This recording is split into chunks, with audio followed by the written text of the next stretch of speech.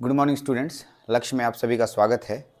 मैं एस के भारती आज आप लोगों को micro processor and micro controller के ऑब्जेक्टिव सीरीज का तीसरा यानी 2B बनाने वाला हूँ। 2A इसके पहले था, 2B अभी है, तो इस पे एक एक करके क्वेश्चंस को हम लोग सॉल्व करते हैं। चलते हैं पहले क्वेश्चन की तरफ। पहला क्वेश्चन आपके पास है, micro processor perform the same function as. Micro processor perform the same function as. ठीक, क्या कहता है? Micro processor perform the same function as, किसके जैसा micro processor same to same काम करता है? क्या मेमोरी के जैसा काम करता है? पहला क्वेश्चन है, क्या मेमोरी के जैसा काम करता है? ठीक,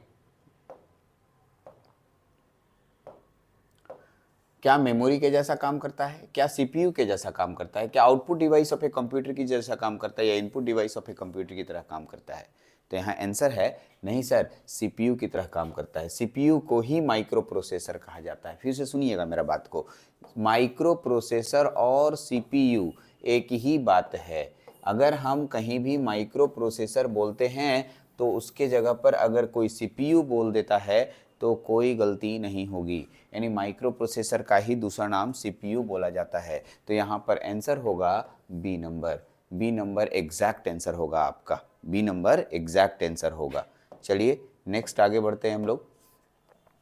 नेक्स्ट क्वेश्चन पे चलते हैं। 19 number, micro processor is a blank device. अब देखिए यहाँ पर ऑब्वियस सी बात ही आया है, एलएसआई, एमएसआई, ठीक है, ये सब होता क्या है? क्योंकि इसके बारे में आप बहुत अच्छे से नहीं जानते हैं तो मैं थोड़ा सा इसको एलोबरेट करना चाहूँगा। होता क्या है एक्चुअली में? माइक्रो प्रोसेसर में जो आईसी बनते थे, क्या बोला मैंने? माइक्रो प्रोसेसर में जो आईसी हमको अभी पढ़ने को मिलेगा या आईसी में कुछ पिन होते हैं, सही है, पिन भी है सर, लेकिन इसके अंदर कुछ कंपोनेंट डाले जाते हैं। कितने ट्रांजिस्टर डाले जाते हैं, इनकी संख्या के आधार पे हमने टेक्नोलॉजी बनाया या टेक्नोलॉजी के आधार पे इसमें संख्या डाली गई।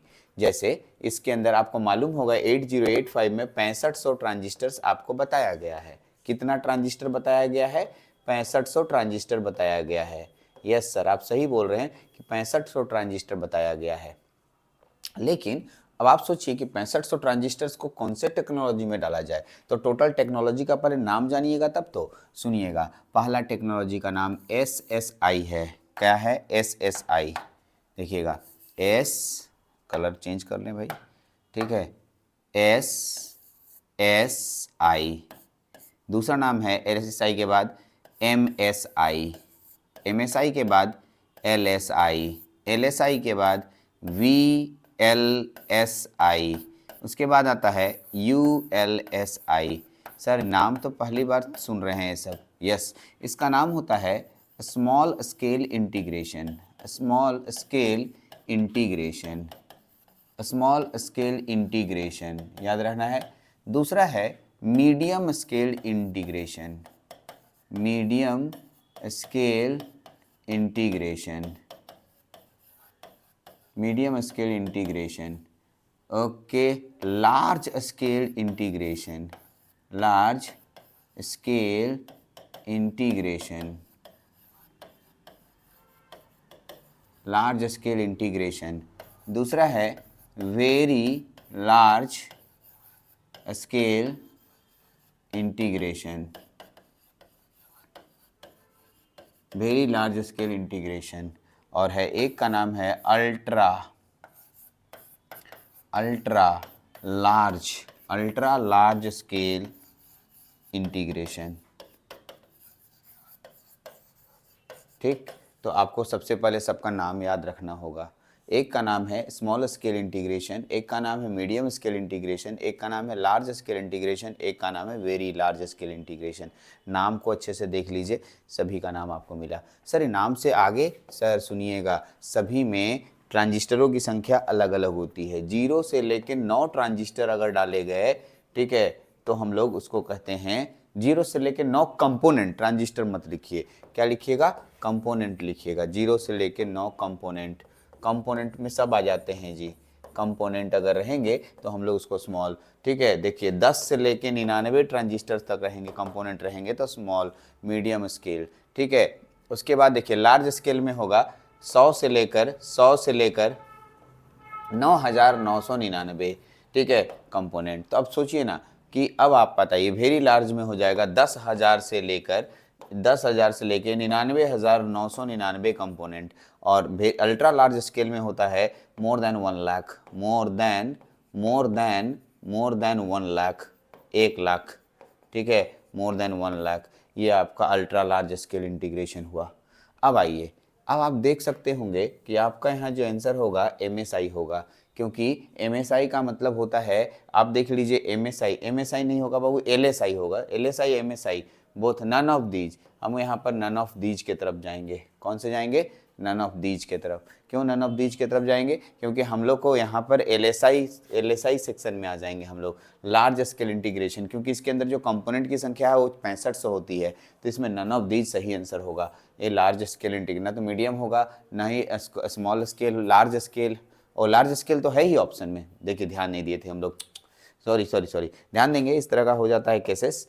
देखिएगा यहाँ पर, हाँ देखिए तो लार्ज स्केल इंटीग्रेशन हम ध्यान नहीं दिए थे। लार्ज स्केल इंटीग्रेशन है, आप देख सकते हैं 100 से लेके 9,999, ठीक है, यानी कि इतना के बीच में अगर ट्रांजिस्टर की संख्या है तो LSI होगा, तो LSI होगा, पहला वाला आंसर सही होने वाला है। चलिए सर, मैंने ध्यान नहीं दिया था ऑप्शंस। चलिए तो अच्छे से नोट कर लीजिए किसमें कितने कंपोनेंट होते हैं, आगे काम आएगा, कॉम्पिटिटिव लेवल के लिए बहुत अच्छे से काम आएगा। चलिएगा नेक्स्ट आगे बढ़ते हैं सर हम लोग क्वेश्चन की तरफ। नेक्स्ट क्वेश्चन की तरफ चलते हैं। 19 के बाद 20, WZ register of 8085R blank register. WZ तो सुनिएगा, मैं जो ब्लॉक डायग्राम पढ़ा रहा हूँ उसमें WZ नहीं है। इंपॉर्टेंट पॉइंट सुनिएगा, मैं जो ब्लॉक डायग्राम पढ़ा रहा हूँ उसमें WZ नहीं है, का मतलब मैं जो पढ़ा रहा हूँ उसमें जनरल पर्पस रजिस्टर याद कीजिएगा, ठीक है, 1 2 3, ठीक है, मैं ऐसे पढ़ा रहा हूँ, उसका नाम होगा BCDEHL। हमने इतना ही पढ़ाया है जनरल पर्पस रजिस्टर, लेकिन कुछ कुछ किताबों में देखने को मिलता है, मतलब इसके जो नेक्स्ट वर्जन आया था 8085 का, जो नेक्स्ट वर्जन आया था उसमें 2 और रजिस्टर थे। उस रजिस्टर का नाम सुनिएगा, उस रजिस्टर का नाम था, ठीक है, उस रजिस्टर का नाम था WZ,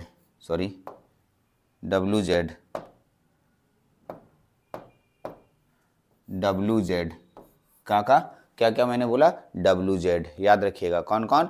WZ एकदम सही है, WZ ये रजिस्टर है। तो इनको आप क्या नाम दिए थे? इसका नाम दिए थे जनरल पर्पस रजिस्टर, याद कीजिएगा, जनरल पर्पस, ठीक है, जनरल पर्पस रजिस्टर, याद, इसको क्या बोलते हैं बाबू? General purpose register. WZ को क्या बोलते हैं?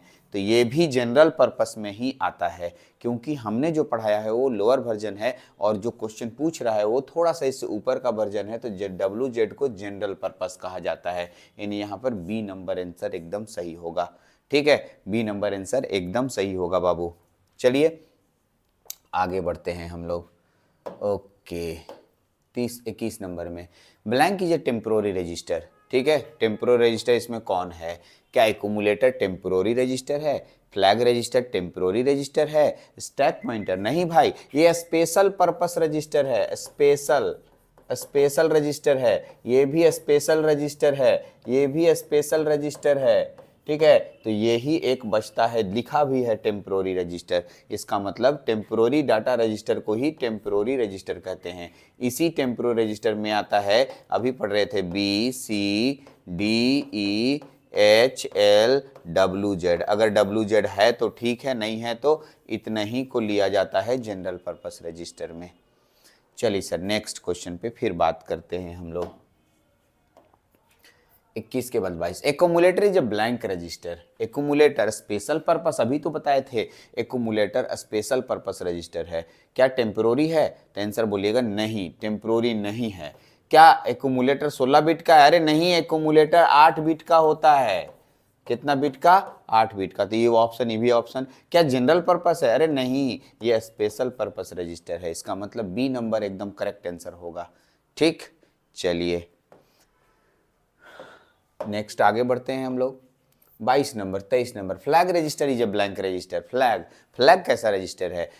फ्लैग क्या 16 बिट का होता है? अरे नहीं, फ्लैग टोटल 8 बिट का रजिस्टर है। कितना बिट का रजिस्टर है बाबू? 8 बिट का। तो पहला ऑप्शन तो ऐसे ही कट गया। क्या ये जनरल पर्पस है? अरे नहीं, ये स्पेशल पर्पस रजिस्टर होता है। क्या ये टेम्पोररी रजिस्टर है? अरे नहीं, ये परमानेंट रजिस्टर इसमें हमेशा के लिए रखा है, इसलिए इसको स्पेसिफिक पर्पस रजिस्टर बोलते हैं। डी नंबर एकदम सही आंसर होगा, स्पेसिफिक पर्पस रजिस्टर बोला जाता है। चलिए नेक्स्ट क्वेश्चन पे बात करते हैं हम लोग, और अगला क्वेश्चन आते हैं 24 नंबर पे। 24 नंबर आइए, क्या कहता है, ठीक से पढ़िएगा।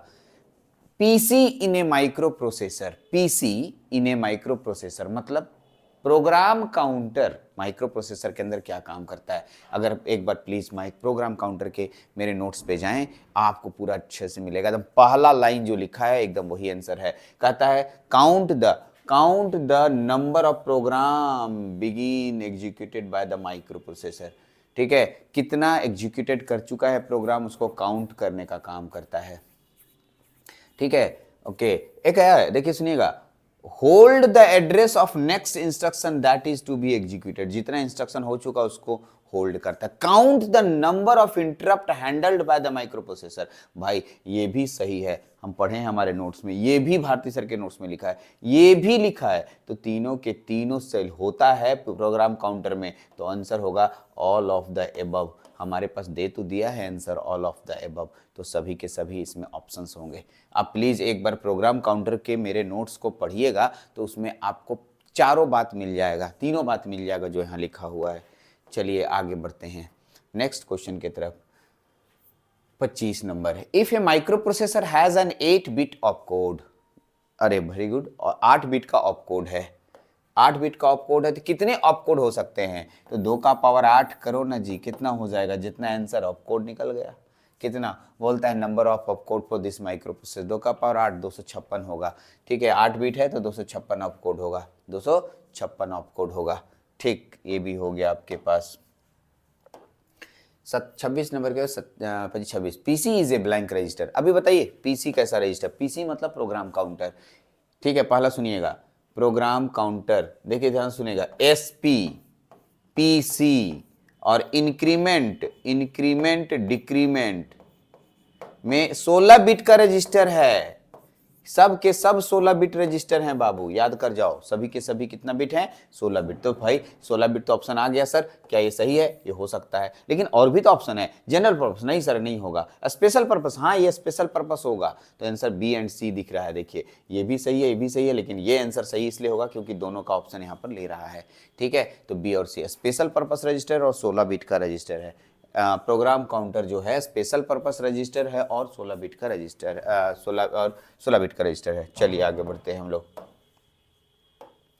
27 number, blank is a 16 bit register, कौन सा इसमें 16 बिट रजिस्टर है, क्या डब्ल्यू रजिस्टर, अरे नहीं, डब्ल्यू रजिस्टर अभी दिखा रहे हैं, देखिए सुनिएगा, डब्ल्यू रजिस्टर को हम अभी दिखा रहे हैं, ध्यान से सुनिएगा। ये मेरे पास इस तरीके से रजिस्टर बनता है जो कि आप अभी तुरंत पढ़ रहे थे, ये हो गया बी, ये सी, ये डी, ये ई, ये एच, ये एल, ये डब्ल्यू, ये जेड, तो ये सभी 8-8 बिट के होते हैं। कितने कितने बिट के होते हैं बाबू, 8-8 बिट के होते हैं। कितने कितने बिट के होते हैं, 8-8 बिट के होते हैं, याद रखना, कितने कितने बिट के होते हैं, 8-8 बिट के होते हैं। तो इसका मतलब W तो एकदम नहीं होगा। टेम्पोररी डाटा रजिस्टर, इसी को टेम्पोररी डाटा रजिस्टर कहते हैं, ये भी नहीं होगा। 16 बिट का कौन होगा, तो stack pointer, yes stack pointer, अभी तो बताइए 16 बिट का होता है। फ्लैग रजिस्टर 8 बिट का होता है, तो यानी सी नंबर एकदम करेक्ट आंसर होगा।